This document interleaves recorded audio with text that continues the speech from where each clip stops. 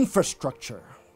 The basic physical and organizational structures and facilities like buildings, roads, waterworks, communication networks, and power supplies needed for the operation of a society or enterprise. These systems tend to be capital-intensive and high-cost investments and are vital to a country's economic development and prosperity.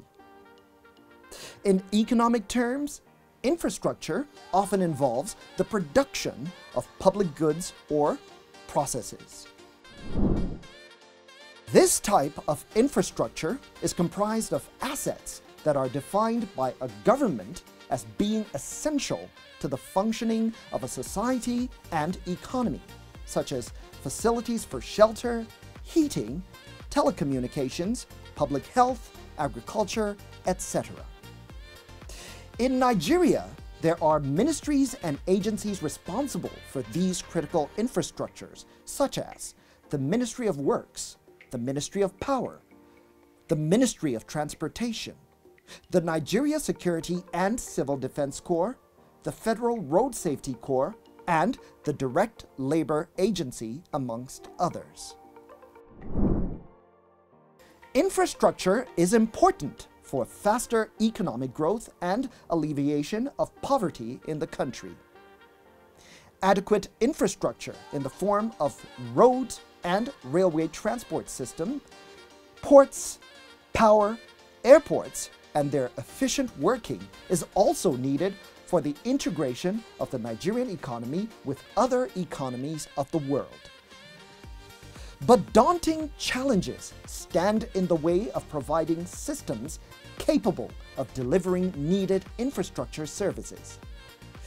In Nigeria, infrastructure, which is widely considered to be the nation's largest capital-intensive investment need, provides a case study of the complex investment, design, and operations-related problems of service provision. An efficient and effective research and development system is needed to support the search for solutions to these problems. The nation needs to be served by a large and well-developed R&D system. But given the magnitude of outstanding needs for new technologies, systems, and policies, and the persistence of resource shortfalls, it is appropriate to re-examine all aspects of R&D enterprise in search of strategies for improving its performance. But where can these R&D solutions be found? The Tertiary Education Trust Fund believes the solutions lie with the academia. In Nigeria's public universities, polytechnics, and colleges of education, R&D can provide the answers that we desperately search for. But to unleash those solutions, we must have the right investments and interventions. This edition of the program will break down Nigeria's infrastructure challenge and outline how TETFund interventions are helping to meet those challenges. These are the chronicles of the journey to institutionalize research and development in Nigeria.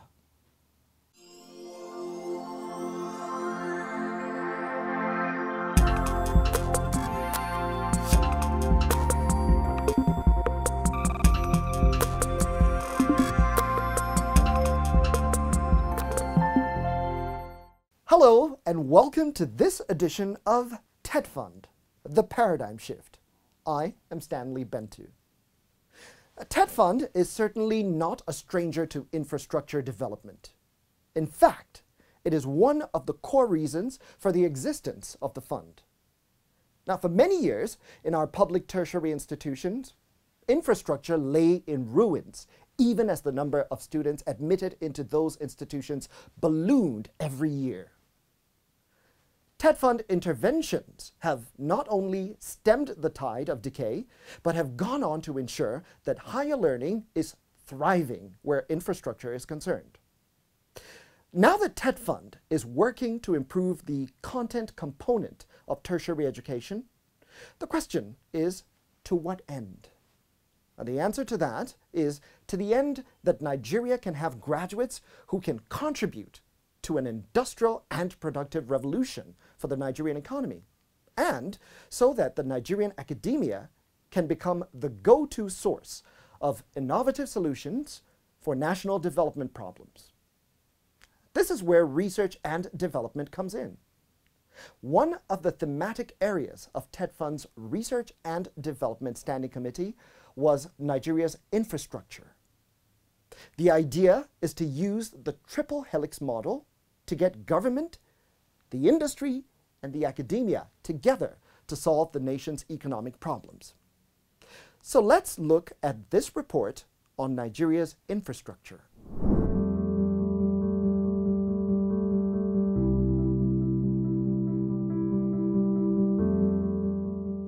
Nigeria's road system was started in the early 1900s under British colonial rule, essentially as a feeder network for newly completed railroads. Two trunk roads running from Lagos and Port Harcourt to Kano were built. These were followed by the construction of several east-west roads, two north and two south of the natural division created by the Niger and Benue rivers. The major purpose was to transport goods from the interior to the coast for export. After independence in 1960, expansion of the road system to facilitate access to state capitals and large towns became one of the major areas of government investment. In 1978, an expressway was constructed from Lagos to Ibadan. Later, a branch of the Lagos-Ibadan Expressway was extended to Benin City. By 1980, another expressway connected Port Harcourt to Enugu. Similar expressways connected major cities and commercial centers in the north. Thus, by 1990, Nigeria had 108,000 kilometers of roads.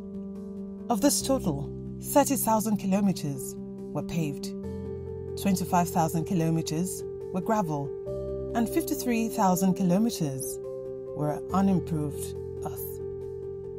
But much of the road system is in disrepair and barely usable. Massive traffic jams are very common in the large cities. There are also long delays in the movement of goods. Highway accidents and deaths are frequent and number more than 30,000 and 8,000 respectively. Most developed nations in the world jump-started their economies by accelerating their infrastructure and building on it. Examples being those of India and the United States of America. The late President J.F. Kennedy of the USA once stated that America has good roads, not because America is rich, but America is rich because it has good roads. The crux of this matter is that a country cannot be rich without good infrastructure. All the great civilizations attained greatness only through the entrenchment of adequate and sustainable infrastructure. The World Bank estimates that every 1% of government funds spent on infrastructure leads to an equivalent of 1% increase in gross domestic product, GDP, which invariably means that there is a correlation between any meaningful inputs in infrastructure development, which reflects on economic growth indices. Hence, the value of infrastructure cannot be underplayed.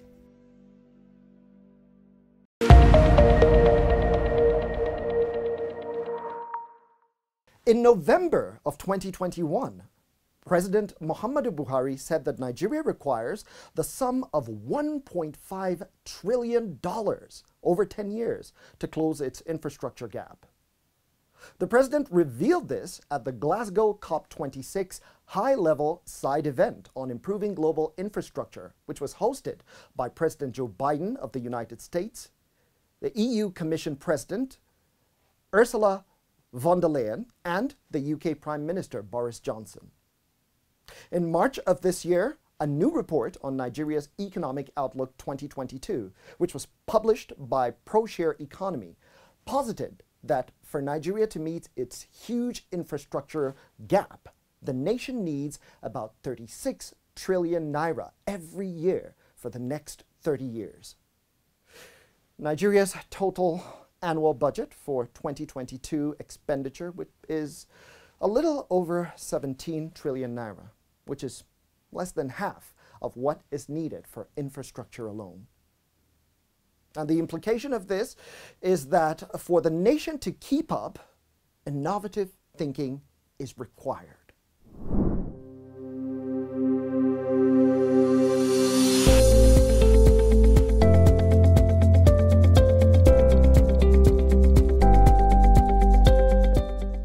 Now, more than ever before, the future of Nigeria depends on its ability to build and modernize its infrastructure, and Nigerian governments are aware of this. Back in 2015, a 30-year plan was created by the National Integrated Infrastructure Master Plan, NIMP, the National Planning Commission 2015. However, in Nigeria, there is a chasm between the country's ambitious infrastructure agenda and available financial resources. The investment gap is further widened by Nigeria's rising national debt. But is there something about the way we acquired our infrastructure that has left us at a disadvantage when it comes to growth and maintenance? You know that infrastructure cuts across the entire spectrum of the national economy, from agriculture, mining, manufacturing, distributive trade, utilities, building and construction. You require infrastructure to support all activity sectors, including education, even government services. You need infrastructure. Then you can see that, as you said earlier, that most of our critical infrastructures are even now decaying. Even to maintain them, we couldn't, because of the way we acquired most of the infrastructure developed, in the sense that most of the design, fabrication, in fact from conceptualization to design, fabrication, construction, and commissioning, we are not heavy in the critical areas. So most of this infrastructure, is it in the area of power? Is it in the area of roads, rail, airports, and the rest of them? Seaports? They were developed using foreign technology.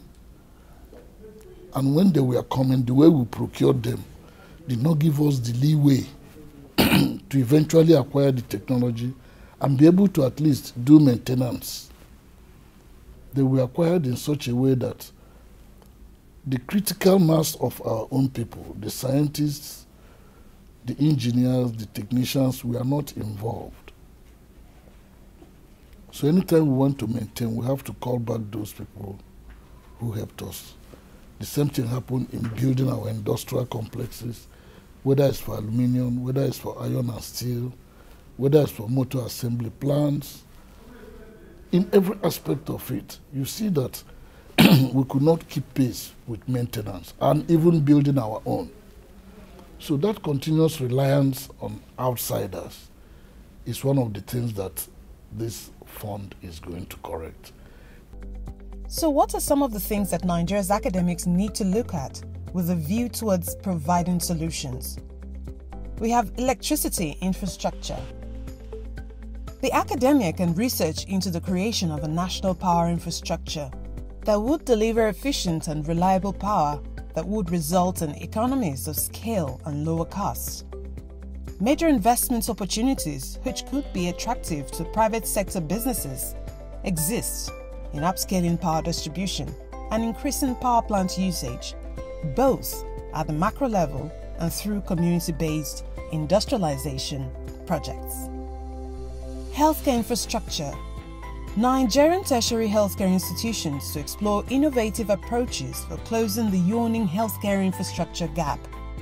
And this can be achieved by exploring mutually rewarding partnerships with the private sector to drive healthcare infrastructure delivery projects.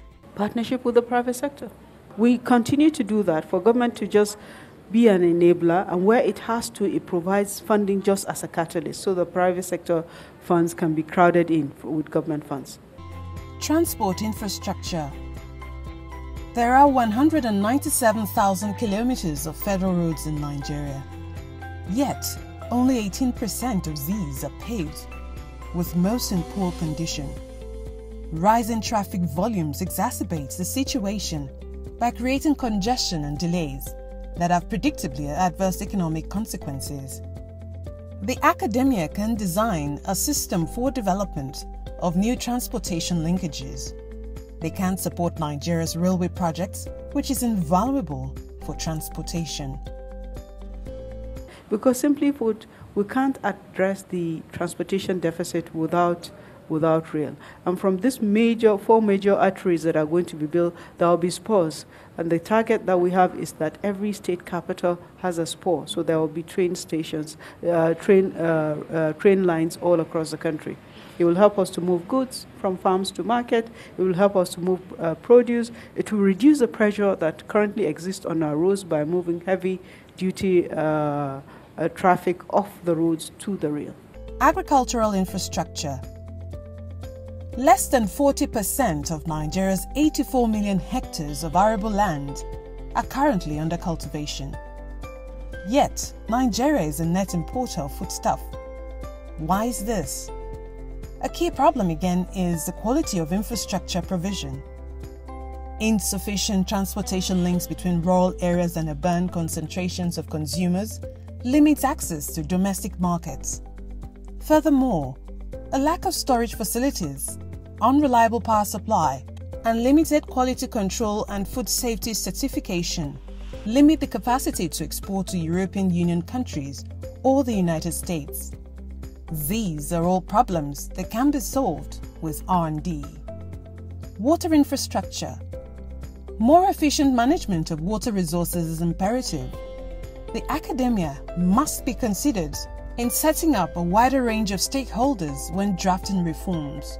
Also drawing in public-private partnerships and private sector investors who can provide the funding, expertise and knowledge required to establish appropriate policies and practices will ensure that successful reforms are designed and put in place. What we are now saying is that, for instance, you want to do Mambeli hydropower station. From the design of that power station, fabrication of the parts, installation and test run, Nigerian engineers, some Nigerian companies. When you say Nigerian companies will be involved, the thing you are calling Nigerian company, if it is heavy on foreign engineers, foreign human beings, foreign machinery and equipment, that is not what we are talking about. We are talking about our universities and so many R&D institutions in this country. The relevant ones, if it's in the area of infrastructure, must be involved.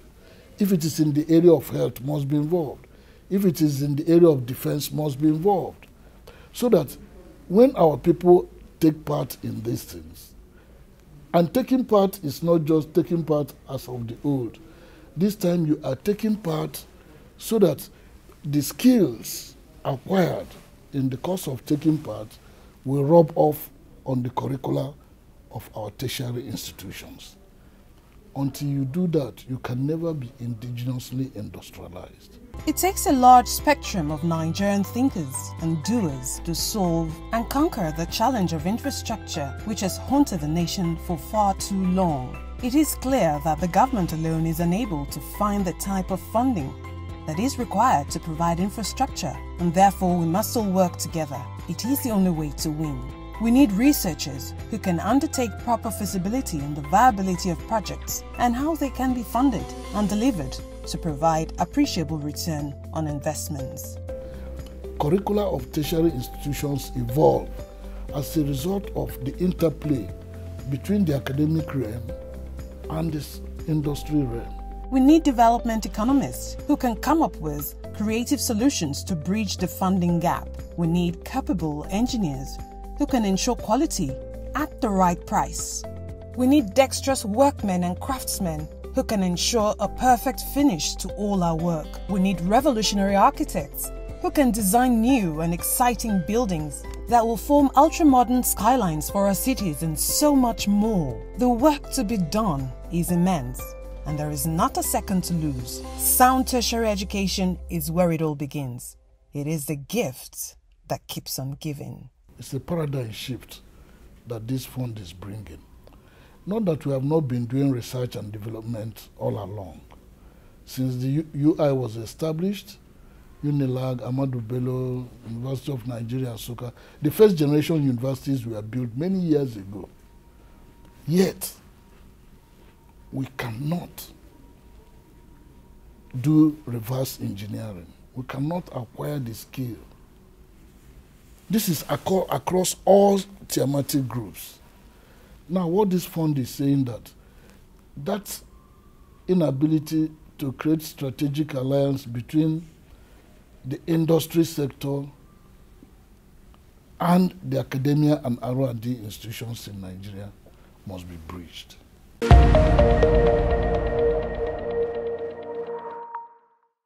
The Executive Secretary of TETFund, architect Sonny Echono, is passionate about changing what we do to prepare our students for the professional world that they will meet when they graduate from our tertiary institutions. He believes that for education tax to be fruitful, graduates have to be fruitful. This means that we must produce graduates who would provide jobs and solutions to national development problems, either through entrepreneurship, innovation, or public service.